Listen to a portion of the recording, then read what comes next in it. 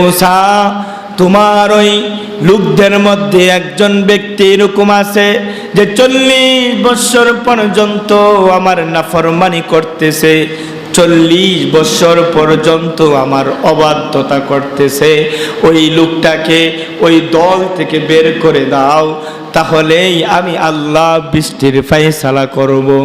হযরতে মূসা আলাইহিস সালাতু ওয়াস সালাম আবার দৌড়ায়া কওমের নিকটে গিয়ে বললেন, হে আমার সম্প্রদায়, ভালো করে মনোযোগের সাথে আমার কথাগুলো শোনো। হে আমার সম্প্রদায়, ভালো করে মনোযোগের সঙ্গে আমার কথাগুলো শোনো। তোমাদের মধ্যে এমন কে আছো যে 40 বছর পর্যন্ত মালিকের নাফরমানি করতেছো?